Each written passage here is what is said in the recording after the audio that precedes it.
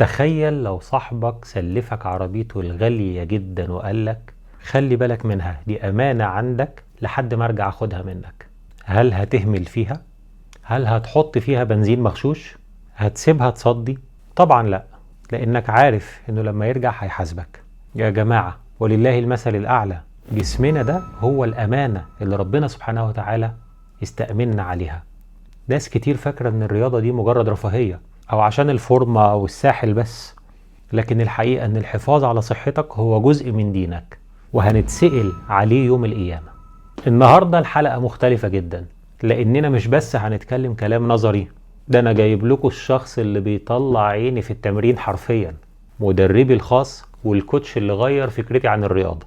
هنقعد معاه وهنسأله كل الأسئلة اللي بتدور في دماغكم عن الجيم والمكملات وازاي نبدأ صح من غير ما نكسل.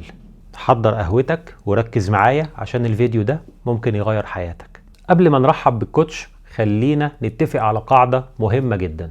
الرسول صلى الله عليه وسلم في الحديث بيقول: المؤمن القوي خير وأحب عند الله من المؤمن الضعيف. والقوة هنا مش بس قوة الإيمان، دي كمان قوة البنيان اللي تعينك على الطاعة. عشان تصلي وانت واقف لغاية سن كبير محتاج صحة، عشان تروح الحج وتطوف وتسعى محتاج لياقة، عشان تسعى على أكل عيشك وتكفي بيتك محتاج طاقة. فالرياضة بنية صالحة بتتحول لعبادة. تخيل انك بتاخد حسنات وانت بتشيل حديد وبتجري. عشان كده لازم نجيب أهل الاختصاص يجاوبونا ازاي نعمل كده بشكل صحي وسليم. رحبوا معايا بأحسن كوتش في الدنيا.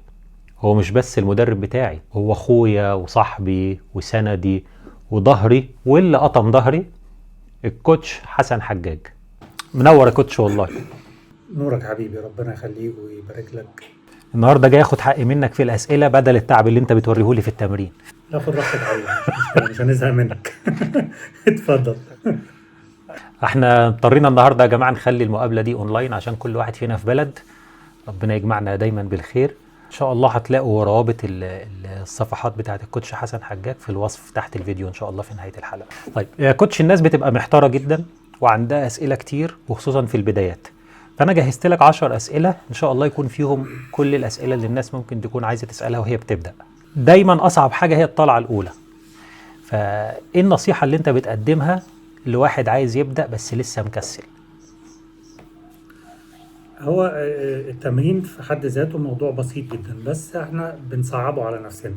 فانت ما تاخدش موضوع التمرين يعني للاكستريم، خلي حياتك بسيطة. ابدأ بمعدل تمرين بسيط جدا، يعني حصة نص ساعة، ساعة الا ربع حصة التدريب بتاعتك كاملة. ما تصعبش الموضوع على نفسك. في اوزانك ما تقعدش، يعني احنا مشكلتنا ان احنا بنخش الصالة بنبص على اللي حوالينا وبنشوف اي حد بيعجبنا بنبقى عايزين نعمل زيه. لكن انت لازم تبص لمستواك، انت هتبدأ من ايه وتبدأ تدرج في الحمل التمريني بتاعك واحدة واحدة. يعني تبدأ بأقل معدل تقدر تبدأ بيه، وبعد كده تبدأ تتدرج واحدة واحدة. بس يعني ما تاخدش الموضوع للإكستريم. أحب الأعمال إلى الله أدومها ولو قلت. فأنت أهم حاجة الاستمرارية، هتاخدها واحدة واحدة عشان ما تحملش على جسمك. لا يعني معظم الناس بتخش بياخد مثلا اول اسبوع ده تكسير، يلعب عضلات جسمه كلها، جسمه كله يتكسر ويلاقي نفسه بعد اول اسبوع مش قادر يقف وما يكملش تمرين. فانت خد حصة تمرين بسيطة بحد اقصى نص ساعة، ما تحملش على نفسك ولا تزود في اوزانك ولا اقل حاجة تقدر تبدأ بيها. وواحدة واحدة هتلاقي جسمك بيتطور لوحده، هتلاقي اوزانك بتزيد لوحدها، وهتلاقي نفسك بتتطور في التمرين واحدة واحدة. فالبداية دايما بتبقى سهلة لو احنا سهلناها على نفسنا، ما تصعبش الموضوع على نفسك، بس مش اكتر من كده. جميل جدا. بنسمع دايما ان العضلات بتتعمل في المطبخ، فهل فعلا الاكل اهم من التمرين؟ ولو الواحد بيلعب رياضة بس اكله كله عك، هل هيقدر يعمل عضلات؟ بص، هو مقولة العضلات بتتعمل في المطبخ دي هي مش غلط، بس هي مش كاملة.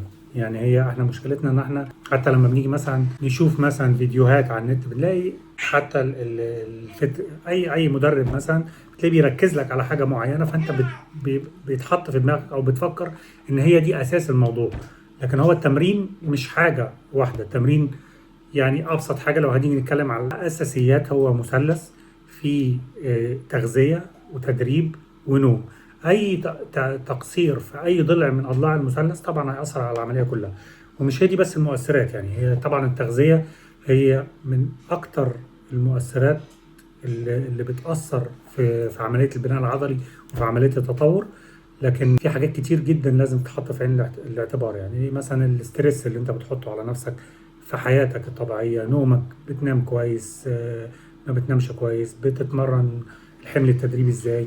لكن لو هنيجي نركز على حتة التغذية بس فهي العامل الأساسي. يعني لو واحد بيتمرن بنسبة 90% كويس وبياكل أي أكل وبيلخبط في الأكل ومش ماشي على نظام غذائي كويس، مش هيحس، هيعمل عضلات بس مش هيحس بالتطور اللي هيحس بيه لو ظبط كل أساسيات التدريب.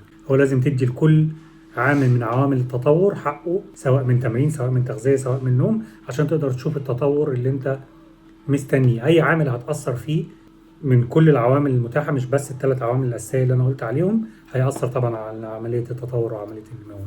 جميل جدا يا كوتش. طيب بالنسبة لموضوع المكملات زي الواي بروتين والكرياتين وإلى آخره، هل هي ضرورة لكل حد ولا ممكن أعمل فورمة من غير ما أدفع فلوس كتير في المكملات؟ وهل ليها أضرار؟ طيب بص، احنا خلينا نقسم يعني موضوع المكملات دوت بغض النظر عن نوع المكملات، نقسمه على حسب الاشخاص. انت مثلا لاعب مبتدئ، لاعب بتتمرن مثلا بقالك فترة بس مش محترف، لاعب هاوي بتتمرن لنفسك، ولاعيبة كمال الأجسام المحترفين. لو جينا نبص للاعب مبتدئ، ودي أكبر غلطة بيقع فيها أي لاعب مبتدئ، يعني ناس كتير بتكلمني قبل ما يبدأ يتمرن يقول لك كابتن أنا عايز كرياتين وعايز واي بروتين عشان هبدأ تمرين الشهر الجاي. طب يا حبيبي انت اصلا لسه ما بداتش تمرين، انت بتفكر في المكملات اللي انت هتاخدها وانت اصلا مش عارف حتى احتياج جسمك ليه هيبقى ايه. فده طبعا اكبر غلط ممكن حد يقع فيه، ان هو يفكر في المكملات قبل ما يبدا تمرين. هو لو جينا نقسمها 3 فئات زي ما احنا قلنا، لاعب مبتدئ، لاعب متوسط، لاعب محترف. اللاعب المبتدئ انت مش محتاج اي نوع من انواع المكملات، اي احتياج لجسمك انت تقدر توفي احتياجات جسمك اليومية عن طريق الأكل بس، وهي أفضل 50 مرة من المكملات. معنى أصلا مكملات اتعملت عشان تكمل، هي اسمها مكملات عشان كده تكمل احتياج الجسم من العناصر الغذائية اللي مش قادر ياخدها من الأكل. وده ما بيحصلش غير لما حجم العضلات بيكبر ويبدأ احتياج العضلة من العناصر الغذائية يبقى أكتر من قدرة البني آدم إنه يدخل لها احتياجها عن طريق الأكل. يعني مثلا لو جينا نبص على الكرياتين مثلا، 5 جرام كرياتين اللي انت ممكن تاخدهم في سكوب، انت هتبقى محتاج تاكل مثلا نص كيلو لحمه عشان تدخلهم. فده طبعا بيبقى مش منطقي، يعني انه بيعمل لود كمان على الجسم وعلى المعده وبيعمل مشاكل تانية كتير. فانت كلاعب مبتدئ مش محتاج اي نوع من انواع المكملات. كلاعب متوسط عشان تبدا تقول انا هاخد مكملات، لازم يكون جسمك اداك اشاره لده، لازم تكون وصلت لمرحله معينه من التطور تحس فيها ان انت محتاج حاجه تزقك لقدام. وده طبعا بيبقى تحت اشراف طبيب، تحت اشراف المدرب اللي بيمرنك، بيبقى متابع معاك تطورك من اول يوم بدات فيه، استجابه جسمك ايه، النمو العضلي ايه، الريكفري اللي جسمك بيعمله ايه، عشان تبدا تقول انا هدخل مكملات ايه. وما بتدخلش غير المكملات اللي جسمك محتاجها. يعني مفيش حاجه اسمها انا لاعب مثلا حاسس ان انا جسمي اتطور فابدا اروح مدخل واي بروتين، مدخل كرياتين، مدخل مالتي فيتامين، مدخل انت لازم تشوف جسمك محتاج ايه وتديهوله. لان طبعا اي حاجه في الدنيا لو زادت عن حدها بيبقى ليها اثار جانبيه. اي نوع من انواع المكملات هتاخده اكتر من احتياج جسمك هيضرك مش هيفيدك. الوحيد اللي يقول انا لازم اخد مكملات وما ينفعش يمشي بيها لاعب كمال الاجسام المحترف، اللي هو بيبقى عنده كتله عضليه عشان يكفي احتياجات الكتله العضليه دي من المواد الغذائيه هيقعد طول اليوم ياكل. ايوه عشان كده بيدخل مكملات بحيث ان هو ياخد كميات زياده من بعض العناصر اللي هو محتاجها وما ياخدش بقيه العناصر اللي هو مش محتاجها. يعني انا مثلا لاعب كمال الاجسام كتله عضليه مثلا وزنه 120 كيلو، عنده كتله عضليه كبيره جدا، هيبقى محتاج مثلا كميه كبيره جدا من البروتين، غير لاعب مبتدئ هيبقى جسمه محتاج كميه صغيره جدا من البروتين. فانا لو قعدت ادخل البروتين بالكميه اللي انا عايزها ده من الاكل هقعد طول اليوم اكل حرفيا يعني. احنا مشكلتنا بقى ان اي حد بيتمرن بيجيبها من الاخر، ما بقاش عايز ياخد السلم من اوله. يبص على اللاعب المحترف، انا باخد واي بروتين، باخد كرياتين، باخد لا انا اخد ده زي ده عشان اعمل عضلات زي ده. بس هو دوت اصلا اللاعب المحترف ده ما عملش العضلات دي بالمكملات، هو بدأها من الاول وبالاستمراريه. يعني مش هتلاقي لاعب كمال اجسام محترف من اللي انت بتتفرج عليهم في التلفزيون بيتمرن بقاله يومين، مستحيل، مفيش الكلام ده. ايوه تلاقي اللي بيتمرن بقاله 10 سنين، اللي بيتمرن بقاله 15 سنه. فانت ما امشي سكته وطريقه، وبعد كده بص هو بيعمل ايه وقلده. صحيح.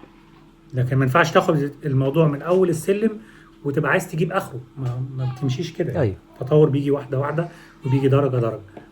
فالخلاصه يعني المكملات ما فيش اي احتياج ليها بالنسبه لاي لاعب مبتدئ. بالنسبه للاعب متوسط بعض المكملات ممكن جسمك يحتاجها، بعد طبعا المتابعه واشراف المدرب بتاعك واشراف طبيب مثلا في بعض الحالات. اللاعب المحترف طبعا كده كده اللي الناس ما بتاخدش بالها منه ان هو ما بياخدش مكملات غير تحت اشراف طبيب وتحت اشراف مدرب، وبيبقى هو فاهم هو بياخد ايه وجسمه محتاج ايه. ايوه لازم الواحد يركز في الحتت دي. ايوه. جميل جدا يا كوتش. الناس اللي مطحونة في الشغل وبتقول ان انا ما عنديش وقت، هل لازم التمرين يكون ساعة وساعة ونص، ولا ممكن ربع ساعة ولا نص ساعة في البيت تكفي؟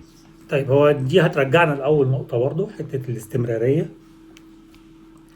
دايما بسط الموضوع على نفسك. يعني أكتر حاجة بتخلي الناس تبطل تمرين هي إن التمرين بيبقى لود زيادة على يومهم اللي هو أصلا ما فيهوش وقت. فخلي التمرين حاجة تنفذ بيها عن الضغوطات اليومية اللي بتقابلك، ما تبقاش حمل ولود زيادة. يعني التمرين ببساطة احنا بنروح نتمرن علشان نخرج الطاقة السلبية اللي بنلمها طول اليوم. فانت نص ساعة في اليوم وانت معدي من قدام الصالة، لو جيت تبص في يومك هتلاقي نفسك بتضيع وقت كتير جدا على التليفون، بتضيع وقت في مكالمات، بتضيع وقت في اي حاجات ملهاش اي لازمة. نص ساعة في يومك كفاية جدا في اي وقت تقدر تتمرن فيه. ما فيش حاجة اسمها ما عنديش وقت، ما فيش حاجة اسمها، يعني دي كلها احنا ممكن نقول دي اعذار بنقولها لما بيبقى التمرين فعلا احنا خلينا التمرين حمل وعبء علينا في اليوم. لكن التمرين المفروض يبقى حاجة بتنفس عن الواحد، بتطلع الطاقة السلبية اللي جواك، تبقى حاجة حابب انك تعملها. وده مش هيجي مرة واحدة، ده بتاخده خطوة خطوة، بتثبت في يومك نص ساعة. لو انت ما عندكش وقت، لو انت النهارده ما عندكش وقت برضه ما تضغطش نفسك بحيث ان انت ما تحسش ان التمرين حاجه عبء عليك. يعني ممكن قوي لقيت نفسي النهارده ورايا حاجات كتير مشغول، ما فيش مشكله ان انا افوت النهارده اروح بكره، بحيث ان انا على الاقل يكون عندي في الاسبوع 4 حصص تمرين، 3 أو 4 حصص تمرين ثابتين. يعني انت لو عندك ضغط وعندك عامل النهارده مجهود زياده، حاطط حمل زياده على جسمك، الافضل انك تريح مش انك تتمرن. فما تخليش ايوه تمرين عبء عليك. ايوه خلي التمرين دايما ثبت حصص اساسيه في الاسبوع مثلا، بس ما تضغطش نفسك بزياده. يعني انا بشوف ناس انا بتمرن 6 ايام مثلا، النهارده يبقى جاي مثلا من سفر ما نامش كويس ويقول انا هروح التمرين. ده غلط. في راحه اسمها راحه ايجابيه، يعني في راحه انا بريحها عشان جسمي يعمل ريكفري واعرف اتمرن بكره. ايوه لكن التمرين ما ينفعش يكون حمل ولود زياده عليك. التمرين لازم يكون حاجة انت حابب تعملها ومفيدة ليك. اي حاجة زادت عن حدها بيبقى ليها اثار سلبية وتتقلب ضدها. يعني اعمل نفسك روتين وتعود عليه بحيث ان التمرين يبقى بالنسبة لك حاجة حلوة، حاجة انت حابب تروح تعملها بدون مجهود وبدون لود زيادة على الجسم. جميل جدا جميل جدا يا كوتش. احنا بنستفيد جدا والله، معلومات يعني قيمة جدا. لا احنا اللي بنستفيد منها يا باشا. احنا احنا مبسوطين ان احنا معاك والله لا والله انا مبسوط مستر اكتر ابراهيم. والله. يعني والله يعني آه يعني الله يجزاك خير على التعب اللي انت تعبته معايا. انا لما جيت ابدا كنت انت ربنا جعلك سبب، يعني ربنا جعلك سبب ان الواحد يعني كان وزني زاد جدا وما كنتش واخد بالي من المشكله الكبيره اللي انا فيها. وبعد فضل ربنا ثم انت يعني الموضوع فرق جدا. على الاقل بقيت عارف ايه اللي هيدخل جسمي، هاكل ايه، هشرب ايه، ازاي اتمرن التمرين الصح عشان تجيب نتيجه في وقت بسرعه. فالله يجزاك خير. ربنا يخليك. مش عارفين نودي جمالك فيه. السؤال بقى المهم وتقريبا يعني اللي هيهم ناس كتير جدا، الكرش. هل تمارين البطن بتنزل الكرش ولا دي خرافة؟ وازاي نتخلص من دهون البطن تحديدا؟ طيب بص، خلينا نبقى متفقين ان مفيش حاجة اسمها حرق دهون من منطقة معينة في الجسم. ايوه. بالاخص يعني هو الجسم لما بيحرق دهون بيحرق من دهون الجسم بالكامل حسب الخريطة الجينية. يعني في ناس جسمها جينيا بيكون دهون على البطن، في ناس جسمها جينيا بيكون دهون في الأفخاذ في الكتاف. على حسب الخريطة الجينية للجسم، الجسم بيحرق الدهون بشكل متوازن من الجسم كله. ايوه.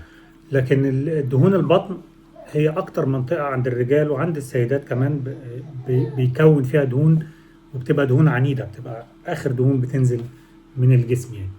فتمارين البطن مش هتحرق معاك دهون البطن، بس هي مفيدة جدا عشان الناس ما بتاخد الموضوع بشكل يعني ايه، من وجهة نظر واحدة، وما بتاخدش الموضوع بشكل شامل. يعني مفيش غنى عن تمارين البطن، يعني تمارين الكور هي اللي بتعمل توازن في الجسم كله. أيوة. لكن مش بهدف حرق دهون البطن، لأن يعني دهون البطن بتنزل لما تكون ماشي على نظام غذائي متوازن، بتعمل عجز في السعرات الحرارية وبتاكل صح وبتتمرن صح، بيبدأ كل دهون الجسم تنزل، وفي الآخر بينزل بعدها دهون البطن. عشان كده عضلات البطن عند بعض الناس أو عند أغلب الناس ما بتبانش غير لما نسبة الدهون تبدأ تنزل عن 20% و 15%. ليه؟ لأن هي آخر دهون بتتحرق هي دهون البطن. أيوه. لكن تمارين البطن ملهاش علاقة بحرق دهون البطن. لكن تاني أكرر، مفيش غنى عن تمارين البطن. تمارين الكور هي اللي بتعمل توازن للجسم كله، وهي أغلب الحركات المركبة اللي البني آدم بيعملها في يومه بشكل كلي معتمدة اعتماد بنسبة كبيرة جدا على منطقة الكور والبطن. فلازم تكون منطقة الكور أو البطن عضلاتها قوية، لازم ألعب وأتمرن بطن، لكن هي ملهاش علاقة بحرق دهون البطن. يعني احنا ممكن دي حاجة ودي حاجة. يعني انا ممكن اتمرن بطن مثلا، لو اتمرنت كتير وحرقت كتير وتمارين بطن كتير، انا ممكن مثلا اخس من الرجل او من الجناب او من اي منطقة غير البطن، من الجسم كله. السعرات الحرارية اللي بتفقدها من الجسم كله. ايوه. هو في يعني في مصطلح اللي هو توازن الطاقة في علم التغذية. يعني ايوه، الموضوع كله انت بتدخل كالوري قد ايه وبتخرج كالوري قد ايه. لو انت اللي بتدخله اقل من اللي انت بتخرجه، جسمك بيبدأ يحرق دهون. ايوه. ما ينفعش اقول ان انا هتمرن النهارده بطن علشان احرق بطن، او هتمرن رجلين عشان احرق دهون من رجلين. أيوه. ما فيش الكلام ده. انا بتمرن بحرق من دهون الجسم بالكامل، ودهون البطن هي الدهون العنيدة اللي بتفضل للاخر. عشان كده انت ممكن تتمرن تلاقي وشك خس، تلاقي رجلك خست، تلاقي دراعاتك خست، وتلاقي بطنك زي ما هي. ايوه. ان هو الجسم بيحرق من الجسم كله، بس هو اخر منطقة او المنطقة المفضلة بالنسبة للجسم لتخزين الدهون هي منطقة البطن. ايوه. دي معلومة مهمة جدا وجديدة. يعني عادة انا كان ليا اصحابي لما نيجي نروح الجيم يقول لي انا هتمرن بطن عشان انزل دهون البطن بس. يعني هو جاي مركز النهارده يتمرن بطن. فدي فعلا معلومة مفيدة جدا يعني. طيب كارديو ولا حديد؟ لو واحد عايز يخس، يركز اكتر على المشي والجري والكارديو، ولا يركز على الحديد والاجهزة؟ وايه الفرق بينهم للجسم؟ ده سؤال من الاسئله اللي فيها لغط كتير جدا. في ناس لما تبقى عايزه تزيد في الوزن تقول لك ما تلعبش كارديو. يعني في مدربين بيشيلوا الكارديو. أيوه. من برنامج التمرين في مرحله التضخيم او في مرحله زياده الوزن، يقول لك ما تلعبش كارديو وانت بتضخم.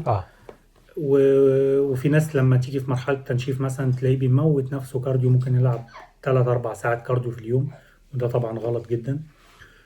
هو تمارين الكارديو عامة لا غنى عنها للصحة بشكل عام. نشط الدورة الدموية، بتساعد على نقل المغذيات اللي انت بتاكلها، وبتساعد على نقل المغذيات اللي انت بتاكلها لكل عضلاتك. طبعا حتى لازم تعمل كارديو قبل التمرين، يعني لو تسخن جسمك قبل التمرين. يعني تمارين الكارديو تمارين مهمة جدا في كل مراحل التدريب، سواء بتضخم، سواء بتنشف، سواء في يومك العادي للصحة العامة، تمارين الكارديو لا غنى عنها. اما لو جينا نبص لحتة حرق الدهون بشكل بالخصوص، يعني بالحرق الدهون، فاحنا لو جينا نبص هنلاقي ان الفترة اللي انت بتلعب فيها كارديو بتحرق فيها دهون. مثلا لو انت هتلعب كارديو نص ساعة، هتلعب كارديو ساعة، هتحرق في الفترة دي كارديو. لكن تمارين المقاومة لما بتحط حمل على العضلات، انت جسمك ما بيحرقش بشكل وقتي، يعني ما بيبقاش بيحرق وقت التمرين بس، انت جسمك بيفضل يحرق طول على مدار اليوم، بيفضل يحرق على مدار اليوم، لانك حطيت حمل ولود، عملت تليف في الالياف العضليه، فجسمك بيبقى محتاج طاقه زياده عشان يرجع يعمل ريكفري تاني بعد التمرين. فمعدل الحرق عامه بيزيد خلال اليوم كله. ايوه يعني لو جيت تبص للطاقه المفقوده اثناء التمرين، وده اللي الناس مش واخده بالها منه، ان الطاقه اللي انت بتفقدها اثناء التمرين هي نسبه لا تذكر من معدل الحرق اليومي.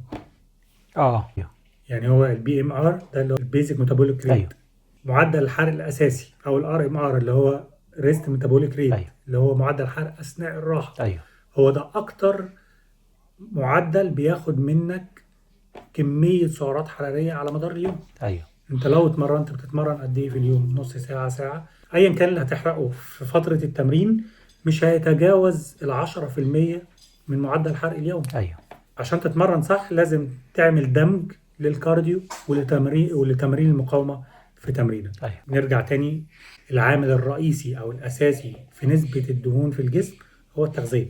أنت بتاكل إيه وبتطلع إيه. ايوه فزي ما قلنا الكارديو مهم جدا ايوه للصحة العامة، وتمارين المقاومة مهمة برضو لحرق الدهون، وهي أفضل بالنسبة لعملية حرق الدهون. ايوه لازم تدمج ما بين الاتنين في الحصة التدريبية اللي أنت بتعملها خلال يومك. ايوه جميل جدا. بالنسبة للإصابات، إيه أشهر أو أكبر غلطة ممكن تشوفها بالنسبة للمبتدئين بيعملوها وبتتسبب في إن هم يتصابوا ويقعدوا في البيت؟ التقليد. التقليد؟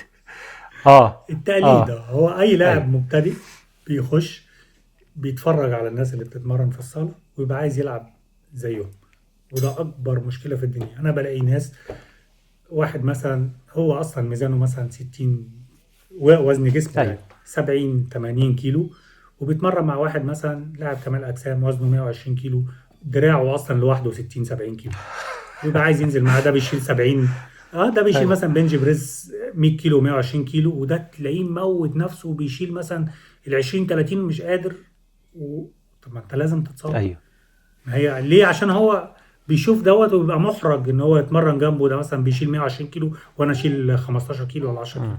هي ملهاش دعوه، ملهاش علاقه. آه ما تحملش جسمك فوق طاقته، بس شوف جسمك محتاج ايه وابدأ تدريجيا. خد السلم من اوله. انا لما بريح، انا مثلا بقعد فترات طويله مثلا مريح من التمرين، ممكن اقعد مثلا فتره مريح من التمرين، مستحيل ارجع للتمرين العب بنفس اوزاني اللي انا كنت بشيلها اخر تمرين. أيوه انا لو بلعب في البنج بريس ب 100 كيلو مثلا، اما برجع تمرين ممكن العب بال 15 كيلو بال 20 كيلو عادي، مفيش اي مشكله. أيوه أيوه فانت بقى كلاعب مبتدئ اصلا ما عندكش ذاكره عضليه. يعني انا بيبقى فيه كتله عضليه وفي ذاكره عضليه، وعندي ماسل ميموري شلت بيها اوزان انا عارف ان هي موجوده، بس ما ينفعش ابدا بيها بعد فتره راحه. أيوه فما ينفعش، فما تخشش انت التمرين اول مره تبص اللي حواليك بيتمرنوا ازاي وتبقى عايز تتمرن زيهم. أيوه تاني نقطه، ما تستعجلش في التمرين. خش اعمل احماء بشكل سليم، وادي جسمك، خد جسمك واحده واحده، ما تحطش حمل او لود جامد على جسمك مره واحده. أيوه اختبر جسمك الاول كلاعب مبتدئ انت اصلا ما بتبقاش عارف قابليه جسمك ايه. أيوه يعني انا ممكن اجي اجرب تمرين، انا ممكن اكون اول مره العبه، ما ينفعش اخش تمرين اول مره العبه مثلا او شايل اوزان انا مش عارف اشيلها في تمرين بتمرنه وبقالي فتره كبيره. أيوه فخد الموضوع خطوه خطوه، ما تبصش للي حواليك، ما تقلدش حد، شوف المناسب ليك. ولو مش قادر انك تحدد كل العوامل اللي احنا بنقولها كل العوامل اللي احنا بنقولها، كلم حد مختص. مفيش اي مشكله انك تتابع مع مدرب مختص، مدرب يكون فاهم يعرف يقرا جسمك بسرعة، يقدر يديك النظام التمريني المناسب ليك ولجسمك، ويديك نظام التغذية المناسب ليك لحد ما تفهم على الأقل، يعني لحد ما يبقى عندك الخبرة الكافية اللي تقدر بيها إن أنت تحدد التمرين دوت هيبقى مناسب ليك ولا لا. ايوه ايوه، جميل جدا. بخصوص السن، هل في سن معين ممكن الواحد يبطل فيه تمارين؟ يعني مثلا لو واحد عنده 40 ولا 50 سنة، هل ده آه، فات الأوان بالنسبة له المفروض يبطل، ولا يبدأ إمتى؟ ولا يعني مسألة السن محتاجين إن احنا نحددها شوية. بص، هو مسألة السن دي انت اللي بتحط حدودها، البني ادم هو اللي بيحط أيوه حدودها. يعني بروسلي مثلا كان بيقول لك جسم البني ادم عامل زي المية، لو حطيته في كوباية هياخد شكلها، حطيته في ازازة هياخد شكلها. أيوه فانت جسمك انت اللي بتعوده. أيوه يعني ايا كان عندك 40 سنة، عندك 50 سنة، عندك ايا كان سنك، الموضوع كله موضوع تعود. انت لو بتتمرن بشكل سليم بشكل يومي هتلاقي ان انت قادر انك تعمل كتلة عضلية، وقادر انك تستفاد من التمرين في اي سن انت بتتمرنه. أيوه يعني في اوروبا هنا، يعني حتى كان لسه في فيديو منتشر من كام يوم لوزير روسي عنده 78 سنة، وكان في المطار بيلعب عمل يعني بيلعب 20 ضغط او 20 عقلة وهو عنده 78 سنة. ولو بصيته، لو جيت تقيم سنه، انت مش هتديله حاجة 40 سنة 50 سنة. أيوه الانتظام في الرياضة من سن صغير أو من سن كبير، أهم حاجة إنك ما تضغطش على جسمك وتاخده واحدة واحدة. هتلاقي دايما في تطور في صحتك، وهتلاقي دايما أنت نفسك حتى حاسس إن أنت سنك بيصغر مش بيكبر. أيوه لكن احنا مشكلتنا إن أنا عندي 40 سنة فأنا مش هقدر، عندي 50 سنة فأنا مش هقدر. لا، خد الموضوع خطوة خطوة، وواظب على التمرين. هتلاقي كل يوم في تطور. مفيش حاجة اسمها سن معين للتمرين او في سن معين اوقف فيه. لا، انت طبعا مع السن الكيرف بتاع النشاط بتاعك بيقل، لكن انت تقدر تحافظ عليه وتقدر تزوده طول ما انت بتتمرن ومواظب على التمرين ومواظب على نظام غذائي صحي. تبدأ دايما تعمل تجديد لخلايا جسمك كله، وما تحسش انك بتكبر.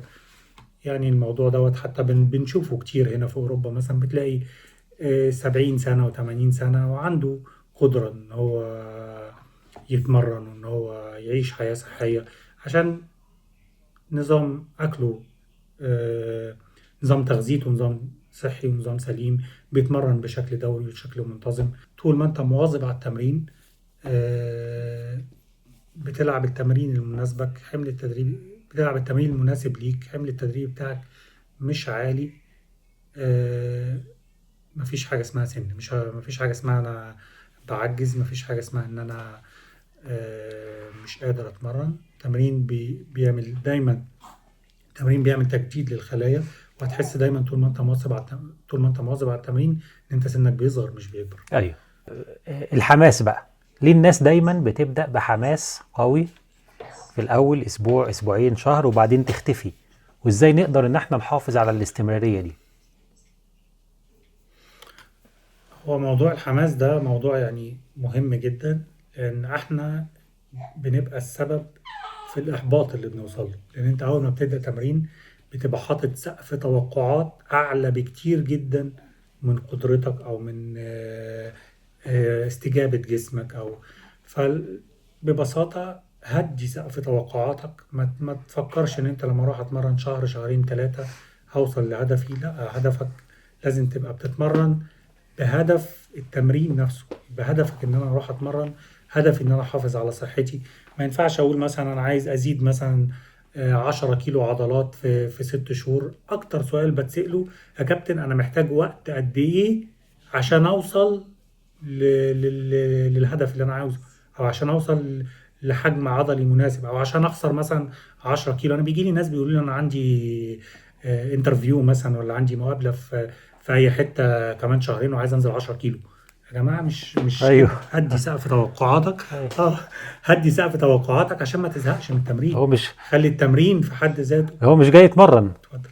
هو جاي عنده هو هدف عايز. وجاي ينزل 10 كيلو ويمشي يعني ما ايوه بالظبط بالظبط. الناس فاكرة ان الجسم دوت فيه زراير، اه يعني احنا هندوس على الزراير هتعرف تزيد ميزان، هتعرف تقل ميزان، هتعرف تزيد عضلات، هتعرف تخس دهون. هو مش كده، هدي بس سقف توقعاتك واتمرن بهدف التمرين. يعني ايوه. خلي التمرين في حد ذاته هو هدفك. لأن أي حاجة أو أي آثار إيجابية هتوصل لك في حياتك هتبقى هتبقى بسبب إن أنت واظبت على التمرين بس. فالتمرين في حد ذاته هو الهدف، مش وسيلة للوصول لهدف. ايوه. فأنت خلي تمرينك جزء من حياتك. يعني أنا بتمرن عشان أنا حابب التمرين، وبتمرن عشان أنا عايز أعيش حياة صحية، مش عايز أحس بخمول، مش عايز أحس بكسل. وهدي تاني سقف ايوه. توقعاتك. ما يعني ادي جسمك وقته وما تستعجلش على النتائج. ايوه. صحيح. طيب، من وجهة نظرك كمدرب، ايه التأثير النفسي والأخلاقي اللي بتشوفه على الشخص الملتزم بالرياضة غير شكل جسمه؟ هي دي مش محتاجة مدرب عشان يجاوب عليها. دي أي حد في الدنيا بيتمرن بيلاقي نفسه هديت، بيلاقي نفسه العصبية والاسترس اللي بيواجهه في اليوم بيقل كتير جدا. بيلاقي ذهنه أصفى، يقدر يفكر بشكل أهدى، ما بيتعصبش بسهولة. بيبقى عنده قدرة تحمل للآخرين. يعني انت لو جيت تبص مثلا على اي حد مثلا بيلعب رياضة فردية مثلا بيبقى عنده ثقة في النفس زيادة. عارف قدراته ايه. ما بي ما بيندفعش في اتخاذ القرارات. لا، الرياضة بتغير الشخص نفسيا وجسديا ب 180 درجة. يعني بتأثر في كل حاجة في حياتك، في أسلوب تفكيرك، في نظام حياتك. أكتر حاجة الرياضة بتأثر فيها في الإنسان هي إنها بتعلمه الالتزام. في أي حاجة في الدنيا بتبقى عايز تدرس، عايز تشتغل، عايز توصل لهدف معين، طول ما أنت مواظب على الرياضة هتلاقي نفسك قادر توصل لأي هدف أنت عايز توصل له. لأن أنت حطيت هدف إنك تواظب على حاجة. خلينا يعني واقعيين، الرياضة في حد ذاتها لأي حد مبتدئ أو أي حد مش متعود عليها هي صعبة. صعب إنك تلتزم بيها، وصعب إن أنت تداوم عليها. مجرد ما بتتعود عليها بتبقى حياتك ما تقدرش تكملها من غير رياضة. يعني ما تقدرش تمشيها من غير رياضة. يعني فالرياضة بتعلم البني آدم من الالتزام، بتعلم البني آدم بتحسن من أخلاقك، بتحسن من قدرتك على التحمل، على التفكير. على أي شخص بيلعب رياضة هتلاقيه مختلف. هو نفسه لو جه يقارن نفسه في فترات بيلعب فيها رياضة مواظب فيها على الرياضة، فترات تانية قاعد في البيت، هتلاقي في فرق 180 درجة ما بين الاتنين. غير الكسل والخمول اللي الواحد بيبقى حاسه من غير ما تروح تتمرن، من غير ما يبقى فيه مجهود ونشاط بتعمله في يومك. يعني ما ينفعش الرياضة تبقى حاجة بعملها لما يكون عندي وقت. بالعكس، الرياضة هي اللي هتخلي جسمك عنده القدرة والنشاط إن هو يعمل أي حاجة تانية أنت عايز تعملها. ايوه. الله عليك يا كوتش. صباح الفل عليك يا كابتن. والله يا كوتش، والله يعني انا بشكرك جدا على المعلومات دي وفعلا يعني جاوبت على اسئلتنا كلها واهدى علينا شويه يا كوتش، بالراحه عليا في التمرين شويه. والله احنا دايما في الخدمة يعني، ونتمنى ان احنا اي حاجة عندنا نقدر نفيد بيها الناس، ما نبخلش يعني بيها، ونقدر يعني ربنا يستخدمنا ولا يستبدلنا يعني. امين يا رب، والله يجزاك خير ويجعله في ميزان حسناتك. وان شاء الله كده من وقت للتاني هنطلع برضو نسأل الكوتش حسن على الحاجات اللي الناس هتبقى عايزة تسأل عليها، وهنتعبك معانا بقى، استحملنا. احنا عنينا ليك وعنينا لمتابعينك اي حد محتاج اي حاجة احنا حبيبي يا موجودين. كوتش. الله الله يبارك. شكرا جدا للكوتش حسن حجاج على المعلومات القيمة دي. والخلاصة اللي عايز اقولها ان الرياضة مش بس بتغير شكل جسمك، الرياضة بتغير كيمياء مخك. نفسيا مفيش حاجة بتفرغ الضغط والتوتر والاكتئاب زي المجهود البدني. بتحس انك خفيف وانك قادر تواجه مشاكل الحياة بصدر رحب. ودينيا افتكر دايما ان صحتك هي الأداة اللي بتعبد بيها ربنا وبتعمر بيها الأرض. ما تستناش لما الدكتور يجبرك تلعب رياضة عشان مرض معين لا قدر الله. ابدأ وانت بكامل صحتك وانويها لله. لو الفيديو عجبكم وحابين نكرر اللقاءات دي مع متخصصين تانيين، اكتبولي في التعليقات، وما تنسوش تعملوا لايك وتشتركوا في القناة وتبعتوا الفيديو لواحد صاحبكم محتاج يسمع الكلمتين دول عشان ينزل معاكم الجيم. أشوفكم على خير ودمتم أصحاء وأقوياء، وشكرا لكم وأشوفكم الفيديو الجاي. سلام.